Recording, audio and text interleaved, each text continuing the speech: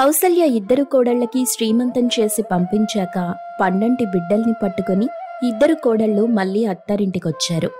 ఇద్దరు కోడళ్ళు కలిసి అత్తగారికి సాయం చేస్తూ ఆడపడుచు కావ్యని ఒక మంచి కుటుంబంలో వివాహం జరిపిస్తారు. కౌసల్య తన ఇంటి బాధ్యతల నుండి విముక్తురాలు కావాలనుకుంటూ ఉంటుంది. ఈ విషయం తన భర్త రఘురాంతో చెప్పింది. ఏవండి, అప్పుడు నేను మన కోడళ్ళకి ఇంటి బాధ్యత అప్పగిస్తానంటే మీరేమో ఒక పిల్లో పీచో పుట్టాక ఇంటి బాధ్యతలు అప్పజెప్దువుగాని అన్నారు. ఇప్పుడు ఇద్దరు కోడళ్ళు పండంటి మనవరాళ్ళని తీసుకొచ్చారు. నాకింతకన్నా సంతోషమేముందండి? మరియు మన అమ్మాయికి కూడా వివాహమైపోయింది. తను తన అత్తారింటి బాధ్యతలు చక్కగా నెరవేరుస్తుంది. ఇక నా బాధ్యతల నుండి బయటకొద్దామనుకుంటున్నాను. ఇద్దరికీ ఇంటి బాధ్యతలు అప్పచెప్పి ఎలా చెయ్యాలో ఏం చెయ్యాలో చెప్పి తీర్థయాత్రలకి వెళ్దామనుకుంటున్నాను. వాళ్ళకి ఇంటి బాధ్యతలు చెప్పే సమయం అయితే వచ్చింది. ఎందుకంటే వాళ్ళకి కూడా ఇంట్లో ఏం జరుగుతుంది, కష్టం సుఖం అన్నీ తెలియాలి కదా. మన పట్నం కోడలికి కొంచెం బద్ధకం ఎక్కువ. అది చూసుకొనే మనం ఇద్దరికి పనులు, ఇంటి బాధ్యతలు, ఆర్థిక లావాదేవీలు అన్నీ ఇస్తే ఇద్దరి మధ్య గొడవలు రాకుండా ఉంటాయి. నువ్వు అప్పుడే తీర్థయాత్రలు అంటున్నావు. వాళ్ళకి ఇంటి బాధ్యతలు అప్పచెప్పాక మళ్ళీ ఎలా చేస్తున్నారో ఏంటో మనం ఉండి చూస్తూ ఎలా చెయ్యాలో చెప్తుంటే వాళ్ళు చేసుకుంటూ వెళ్తే బాగుంటుంది. లేదంటే ఇద్దరి మధ్య మనస్పర్ధలు ఏర్పడి అవి తగువులకి తోవదీయకుండా ఉంటే చాలు. చిన్న కోడలికి కొంచెం కోపం ఎక్కువే గాని పెద్ద కోడలు మాత్రం మన ఇంటికి తగ్గ కోడలండి. చిన్న కోడలేదైనా అన్నా ఏమైనా చేసినా అన్నీ సర్దుకుంటూ తన పనిలో కూడా తను సాయం చేస్తూ ఇంటిని ఒక్క మాట మీద తీసుకెళ్తుందండి. తననలా చూస్తుంటే నాకు చాలా ముచ్చటేస్తుంది. తను జీవితాంతం ఇలాగే పెద్ద మనసుతో ఉంటే చాలు. అప్పుడు మన ఇల్లు ముక్కలవనే అవదు అని చెప్పి కౌసల్య కొద్ది రోజుల తరువాత ఇద్దరు కోడళ్లకి ఇంటి బాధ్యతలన్నీ అప్పగిస్తుంది. ఇద్దరూ తమ తమ పనులు చేసుకుంటూ పిల్లల్ని చూసుకుంటూ గడుపుతుండేవాళ్లు. కాని కుసుమ మోడ్రన్ పద్ధతి వల్ల అన్ని విషయాలు తనకి నచ్చినట్టుగానే ఫ్రీగా ఉండేటట్టు మార్చమని చెప్తూ ఉండేది. ఇంట్లో అలాగే చాలా మార్పులు తీసుకొచ్చింది. పెద్ద కోడలు కీర్తి మాత్రం కుసుమ ఏం చేసినా దానికి ఎదురు చెప్పకుండా ఫాలో అవుతూ సహకరిస్తూ ఉండేది. అయితే వీళ్ళిద్దరినీ రఘురాం చూసి కౌసల్యతో ఇలా అంటాడు. ఏంటి కౌసల్య, ఎప్పుడు పెద్ద కోడలు ఎదురు చెప్పట్లేదని చెప్పి తెగ మురిసిపోతున్నావు.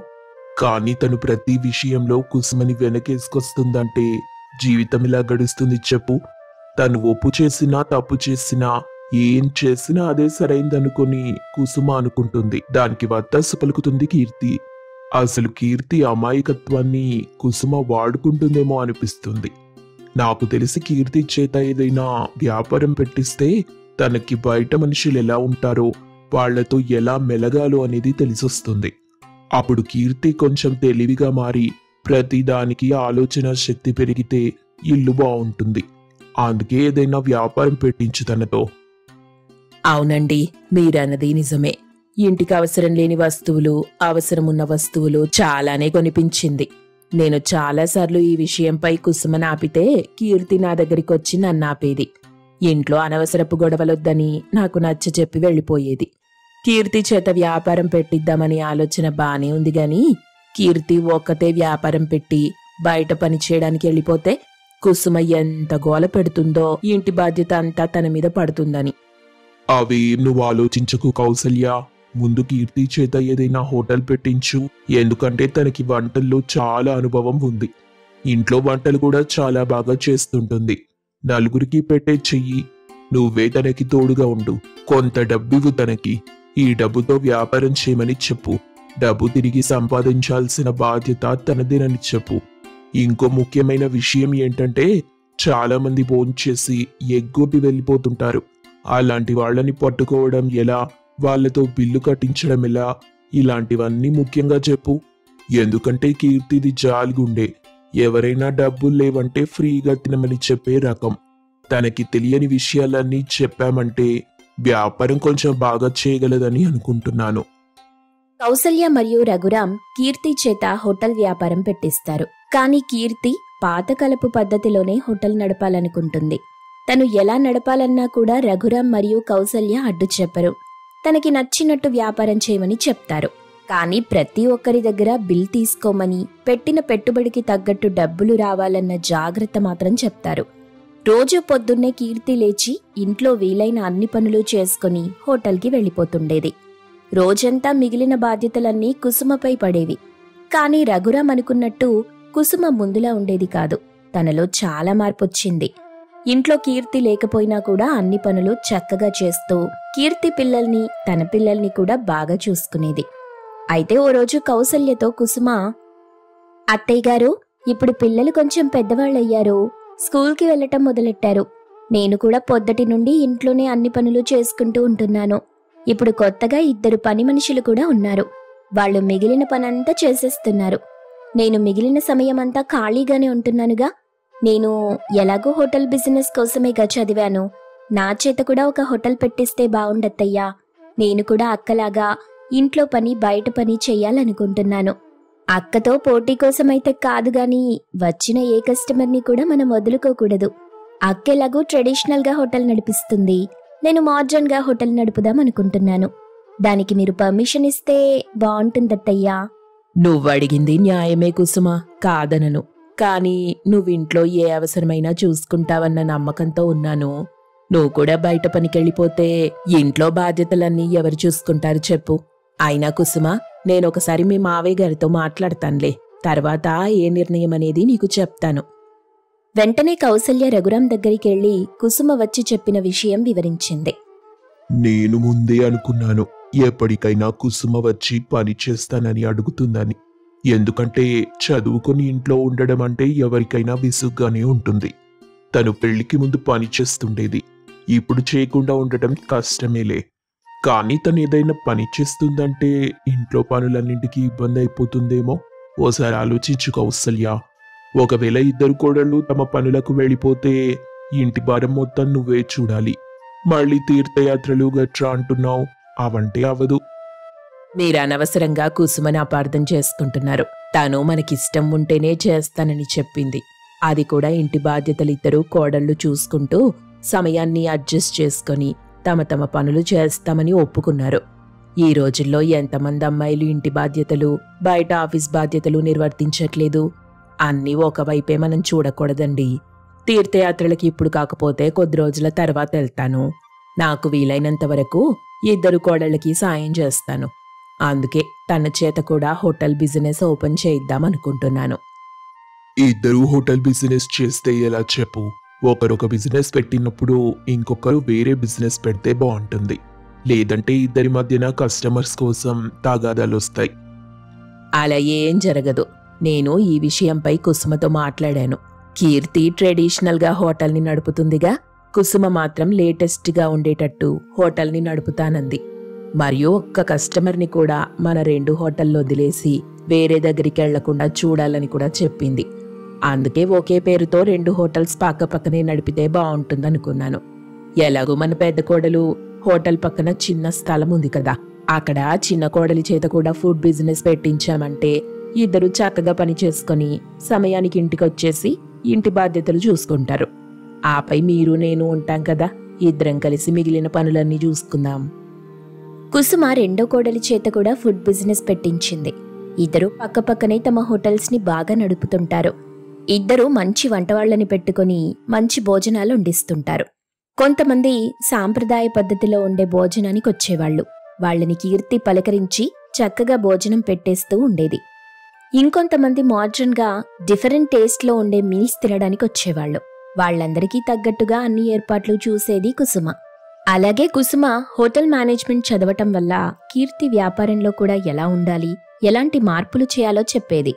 2 కలిసి బిజినెస్ చేసుకుంటూ ఇంటి బాధ్యతలు చక్కగా నిర్వర్తిస్తూ పిల్లలు చదువుకునేలా చూసుకునేవారు. వీలున్నప్పుడు రఘురాం మరియు కౌసల్య ఇంటిని మరియు తమ కొడుకులు కోడళ్ల వ్యాపారాల దగ్గర కూడా ఉండి అన్నీ చూసుకుంటూ ఎలా చెయ్యాలో చెప్తూ వాళ్లకి తగ్గట్టు సలహాలిస్తూ ఉండేవాళ్లు.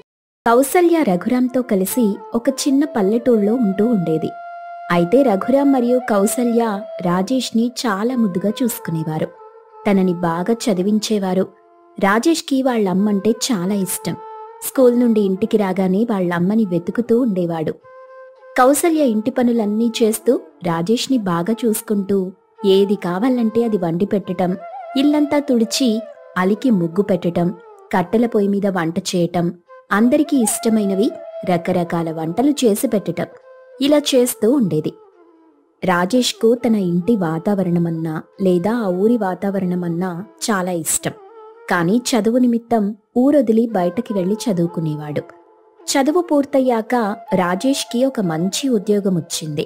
తను దినదినాభివృద్ధి చెందుతూ పట్నంలో ఒక మంచి ఇల్లు కొనుక్కొని అందులో ఉండటం మొదలెట్టాడు. కొద్ది రోజుల తరువాత తన తల్లి తండ్రి చనిపోవడంతో పల్లెటూరికి రాకుండా పట్నంలోనే ఉండిపోయాడు. ఇలా ఉండగా ఒకరోజు రాజేష్ని కలవడానికి తన బాబాయ్ వచ్చాడు. ఏంట్రా రాజేషు, ఎట్టా ఉన్నావు? చాలా రోజులైంది నిన్ను కలిసి. మీ నాన్న అమ్మ చనిపోయిన తరువాత నువ్వు ఊరు రావడమే మానేశావు. ఏదో ఓ రోజు వీలు చూసుకుని ఇంటికి రారా. ఏముందని బాబాయ్ ఇంటికి రావడానికి? అక్కడికి వచ్చానంటే నా చిన్ననాటి జ్ఞాపకాలు, అమ్మా నాన్నలతో కలిసి తిరిగిన జ్ఞాపకాలు అన్నీ గుర్తొస్తాయి. నేను ఆ ఊరిని, ఆ ఇల్లని ఎప్పటికీ మర్చిపోలేను. ఆ ఊళ్ళో నాకు చాలా బంధాలున్నాయి. పోనీలేరా, అది నీ ఇష్టం. రావడం రాకపోవడం నీ చేతుల్లోనే ఉంది. సరేగాని మీ అమ్మా నాన్న ఆఖరి కోరిక నువ్వు పెళ్లి చేసుకోవటం. ఏదో ఒక మంచి అమ్మాయిని చూస్తాను, పెళ్లి చేసుకోవచ్చు కదరా. సరే బాబాయ్, చేసుకుంటాను. ఏదైనా మంచి సంబంధం కోసం చూస్తున్నాను.